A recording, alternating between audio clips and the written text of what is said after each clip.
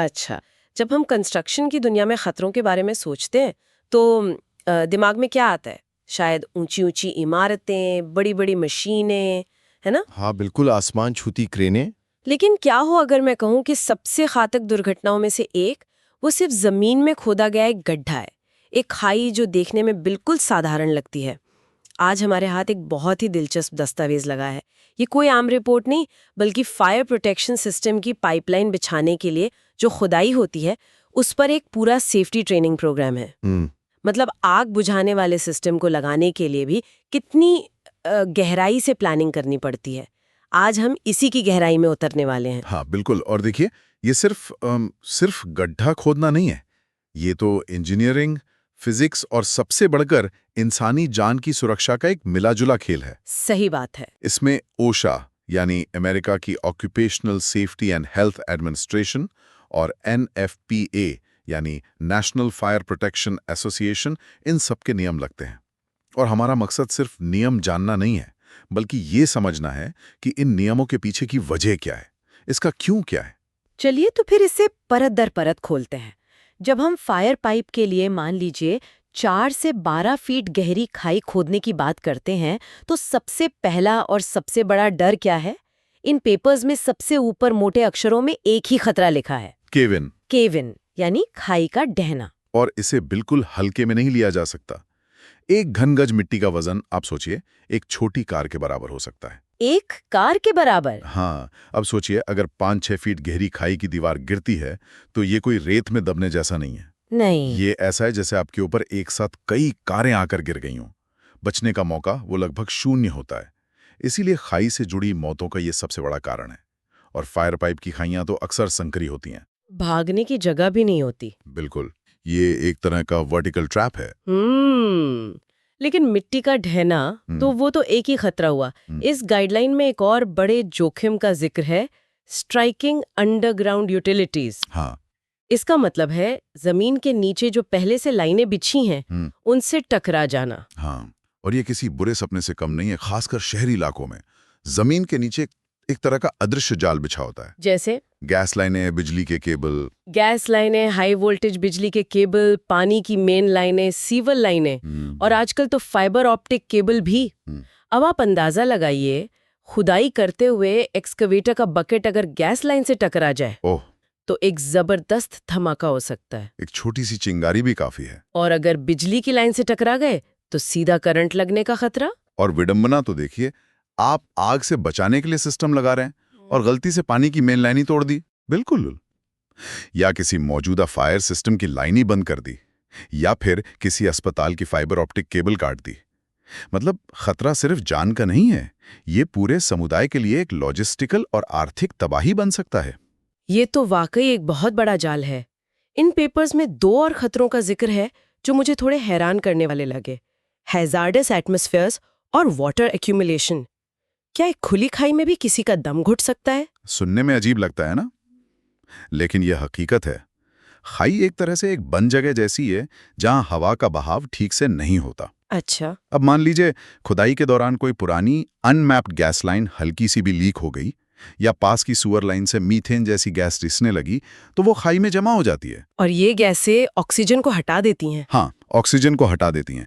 मतलब खाई में उतरने वाला वर्कर सिर्फ मिट्टी के नीचे नहीं, बल्कि एक अदृश्य गैस चैम्बर में भी कदम रख सकता है। तो क्या उनके पास कोई डिटेक्टर या कुछ होता है, या ये सिर्फ अंदाजे पर चलता है? देखिए, नियमों के मुताबिक तो अगर ऐसे किसी भी खतरे की आशंका हो तो एयर मॉनिटरिंग करना अनिवार्य है, पर अक्सर इसे नजरअंदाज कर दिया जाता है। और पानी का क्या खतरा है? पानी तो दोहरा खतरा है।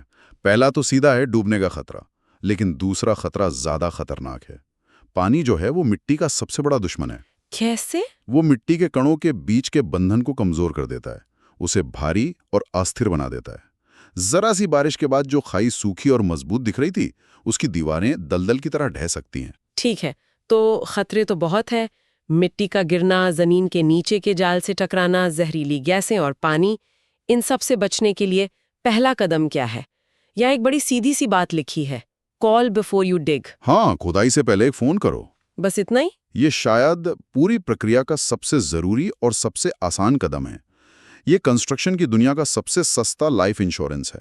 अमेरिका में इसके लिए एक नंबर है, 811 811। खुदाई से 2-3 दिन पहले इस नंबर पर कॉल करने से सभी यूटिलिटी कंपनियां अलर्ट हो जाती हैं। फिर वो अपनी अपनी टीमों को भेजकर जमीन पर स्प्रे पेंट या छोटे झंडों से अपनी लाइनों को मार्क कर देती हैं। अलग अलग रंगों से? हाँ, गैस के लिए पीला, बिजली के लिए लाल, पानी के लिए नीला। ये एक तरह से जमीन का एक्सरे करने जैसा है। मतलब इस एक कॉल से जमीन के नीचे का अदृश्य जाल दिखने लगता है। लेकिन मार्किंग हो जाने के बाद असली जिम्मेदारी साइट पर किसी एक व्यक्ति की होती है, जिसे ओशा की भाषा में कॉम्पिटेंट पर्सन कहा जाता है। हाँ, ये नाम सुनने में थोड़ा अजीब है। ये कौन होता है? नहीं, ये कोई फैंसी नाम नहीं है।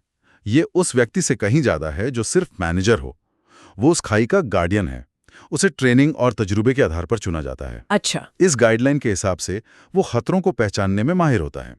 उसे हर दिन काम शुरू होने से पहले, हर बारिश के बाद या जब भी कोई बदलाव हो, खाई का मुआयना करना होता है। और सबसे बड़ी बात, क्या अगर उसे जरा सा भी खतरा महसूस होता है तो उसके पास पूरे काम को रोकने का अधिकार होता है, चाहे प्रोजेक्ट कितना भी जरूरी क्यों ना हो। वाह, तो सारी जिम्मेदारी और अधिकार इसी एक व्यक्ति के पास हैं। उसका सबसे मुख्य काम क्या बताया गया है? उसका एक सबसे अहम काम है मिट्टी को पहचानना, उसे वर्गीकृत करना, क्योंकि हर मिट्टी एक जैसी नहीं होती। मिट्टी को बांटना? मुझे लगा था कि मिट्टी तो बस मिट्टी होती है। ये तो काफी डिटेल में जाने वाली बात लगती है। और यहीं पर असली विज्ञान आता है। ओशा इसे 3 तरह से देखता है, टाइप ए, बी और सी। ABC? हाँ, टाइप ए सबसे स्थिर है, जैसे चिकनी मिट्टी। टाइप बी थोड़ी कम स्थिर है, जैसे सिल्ट। और टाइप सी सबसे खतरनाक है, ये रेतीली या बजरी वाली मिट्टी होती है। आप टाइप सी को सूखा पानी समझ सकते हैं। सूखा पानी मतलब ये बहने के लिए तैयार बैठी है। जरा सा कंपन हुआ और ये ढह जाएगी। तो मिट्टी का टाइप ही तय करेगा कि वो कितनी देर तक टिकेगी। बिल्कुल। और ये वर्गीकरण सिर्फ कागजी कार्रवाई नहीं है, ये अनुमान लगाने का विज्ञान है कि जमीन आपको कितनी देर तक जिंदा रहने का मौका देगी। इसी के आधार पर सुरक्षा की रणनीति तय होती है। अच्छा, तो ये वर्गीकरण ही एक्शन प्लान तय करता है। इन पेपर्स में एक स्लोगन जैसा दिया गया है, स्लोप इट, श्योर इट और शील्ड इट। हाँ, याद रखने में आसान है। चलिए इन तीनों को एक एक करके समझते हैं। स्लोप इट, ये 5 फीट या उससे ज्यादा गहरी किसी भी खाई के लिए ओशा के 3 मुख्य सुरक्षा सिस्टम हैं। पहला है स्लोपिंग, यानी स्लोपिंग, ढलान बनाना। हाँ, ये सबसे सीधा तरीका है। इसमें खाई की दीवारों को 90 डिग्री पर सीधा काटने के बजाय उन्हें एक सुरक्षित एंगल पर काटा जाता है, एक ढलान की तरह। तो इससे खाई ऊपर से काफी चौड़ी हो जाती होगी। हाँ, बहुत ज्यादा। और यही इसकी सीमा है। अगर आप किसी खुली जगह जैसे खेत में काम कर रहे हैं तो स्लोपिंग सबसे अच्छा विकल्प है। लेकिन शहर की तंग गली में ये मुमकिन नहीं है। बिल्कुल। जैसे सबसे अस्थिर यानी टाइप सी मिट्टी के लिए नियम 12.1 का है। मतलब हर 1 फुट गहराई के लिए आपको दीवार को 1.5 फुट पीछे हटाना होगा। तो 10 फुट गहरी खाई ऊपर से 30 फीट चौड़ी हो जाएगी। बहुत ज्यादा है। तो अगर जगह कम हो तो दूसरा तरीका? शोरिंग। तब आता है दूसरा तरीका, शोरिंग यानी शोरिंग। ये एक तरह से जमीन की ताकत के खिलाफ अपनी ताकत लगाना है। इसमें खाई की दीवारों को खिसकने से रोकने के लिए हाइड्रोलिक जैक या लकड़ी और स्टील के बीम से सपोर्ट दिया जाता है। मतलब दीवारों को जकड़ लेना। हाँ, ये दीवारों को उनकी जगह पर जकड़ लेता है। और तीसरा? शील्डिंग, जो शायद सबसे आम है। हाँ, तीसरा और सबसे आम तरीका है शील्डिंग यानी शील्डिंग, जिसमें ट्रेंच बॉक्स का इस्तेमाल होता है। ये एक बहुत बड़ा और मजबूत स्टील का बक्सा होता है जिसके अंदर वर्कर काम करते हैं। अच्छा, उसे क्रेन से अंदर रखते होंगे। हाँ, और जैसे जैसे पाइप बिछता जाता है इसे आगे खिसकाते जाते हैं। यहाँ एक बहुत ही दिलचस्प बात लिखी है जिसने मुझे थोड़ा चौंका दिया। ये गाइडलाइन कहती है कि ट्रेंच बॉक्स खाई को ढहने से रोकता नहीं है। बिल्कुल सही पकड़ा आपने। तो फिर इसका असल मकसद क्या है? और ये एक बहुत ही जरूरी अंतर है। ट्रेंच बॉक्स का काम खाई की दीवारों को रोकना नहीं है। उसका काम है कि अगर दीवारें ढहती हैं तो उसके अंदर काम कर रहे लोग सुरक्षित रहें। ओह, मिट्टी बॉक्स के किनारों पर गिरेगी, अंदर बैठे इंसान पर नहीं। ये एक तरह का पर्सनल बंकर या सुरक्षा कवच है। ये आपको बचाता है, हादसे को नहीं रोकता। वाओ, ये तो सोचने का बिल्कुल अलग नजरिया है। इन 3 बड़े सिस्टम के अलावा कुछ और छोटे छोटे नियम भी हैं, जैसे खोदी गई मिट्टी को किनारे से कम 2 फीट दूर रखना। और ये 2 फीट की दूरी का नियम कोई मजाक नहीं है। मैंने खुद एक साइट पर देखा है जहां खोदी हुई गीली मिट्टी का ढेर, जिसे स्पॉइल पाइल कहते हैं, हाँ, उसे किनारे पर ही लगा दिया गया था। उसके अपने वजन से ही खाई की दीवार में दरारें दिखने लगी थी। बाप रे। उस दिन बारिश भी हुई और वो पूरा का पूरा ढेर वापस खाई में जा गिरा। खुशकिस्मती से उस वक्त नीचे कोई नहीं था। तो ये 2 फीट का बफर जोन ही सुरक्षा की पहली दीवार है। बिल्कुल। साथ ही 4 फीट से गहरी खाई में हर 25 फीट पर बाहर निकलने के लिए सीढ़ी या रैंप होना जरूरी है, ताकि इमरजेंसी में कोई जल्दी से बाहर निकल सके। ठीक है, तो ये तो किसी भी तरह की गहरी खुदाई के लिए एक सेफ्टी प्लेबुक हो गई। लेकिन हम यहाँ खास तौर पर फायर पाइप की बात करें, क्या इसमें कोई अलग चुनौती है? हाँ, कुछ बहुत ही खास बातें हैं। जैसे जब यूटिलिटी लाइनों को जमीन पर मार्क कर दिया जाता है, तो उनके ठीक पास खुदाई बहुत सावधानी से की जाती है। मशीन से नहीं? मार्किंग के 2 फीट के दायरे में किसी भी भारी मशीन का इस्तेमाल मना है। वहां हाथ से फावड़े से खुदाई की जाती है। इस प्रक्रिया को डे लाइटिंग कहते हैं। Day lighting? हाँ, यानी आप धीरे धीरे उस लाइन को सूरज की रोशनी दिखा रहे हैं। इसका मकसद है लाइनों को बिना खरोंचे लगाए उन्हें उजागर करना। ये तो बहुत बारीकी का काम है।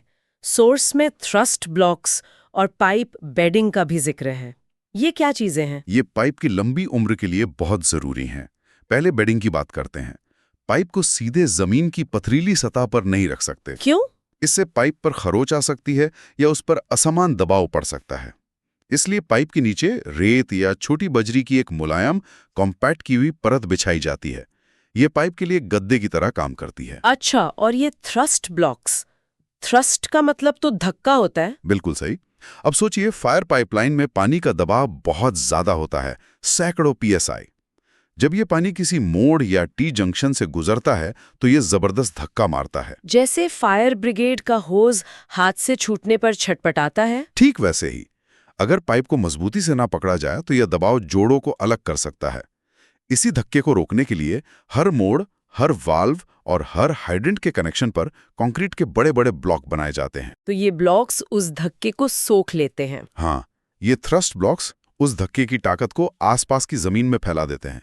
इसके लिए खुदाई के समय ही योजना बनानी पड़ती है कि इन ब्लॉक्स के लिए कहाँ-कहाँ अतिरिक्त जगह खोदनी है। तो खुदाई सिर्फ एक सीधी लाइन में नहीं होती। और जब पाइप बिछ जाता है तो खाई को वापस भरने की प्रक्रिया, जिसे बैकफिलिंग कहते हैं, वो भी उतनी ही अहम होगी। उससे भी ज्यादा। अगर मिट्टी को बस ऐसे ही वापस फेंक दिया तो वो ठीक से बैठेगी नहीं। समय के साथ जमीन धंस जाएगी और ऊपर की सड़क टूट सकती है। हाँ, और नीचे पाइप पर भी दबाव पड़ सकता है। इसलिए मिट्टी को 6 से 12 इंच की परतों में वापस डाला जाता है और हर परत को मशीन से अच्छी तरह दबाया या कॉम्पैक्ट किया जाता है। तो इस पूरी चर्चा को समेटते हैं। मेरे लिए जो सबसे बड़ी बात निकल कर आई है वो ये है कि एक काम जो सतह से देखने पर बहुत सीधा लगता है, गड्ढा खोदो, पाइप डालो, भर दो, हाँ, उसके हर कदम पर कितनी इंजीनियरिंग और योजना छिपी है। इस गाइडलाइन का एक वाक्य मुझे बहुत दमदार लगा। हर खाई को संभावित रूप से जानलेवा मानकर ही काम शुरू करना चाहिए। बिल्कुल। ये डर नहीं बल्कि सम्मान है, जमीन की ताकत का सम्मान। ये बिल्कुल सही नजरिया है और ये हमें एक बड़े सवाल पर सोचने के लिए छोड़ जाता है। इस ट्रेनिंग प्रोग्राम में हर छोटे से छोटे जोखिम का विश्लेषण किया गया है और उसके लिए एक प्रक्रिया, एक चेकलिस्ट बनाई गई है। ये सोचने पर मजबूर करता है कि हमारे अपने रोजमर्रा के जीवन में, चाहे ऑफिस में हो या घर पर, ऐसे कौन से नियमित काम हैं जिनके छिपे हुए जोखिमों को हम नजरअंदाज कर रहे हैं सिर्फ इसलिए क्योंकि हम उन्हें हर रोज करते हैं। सही बात है।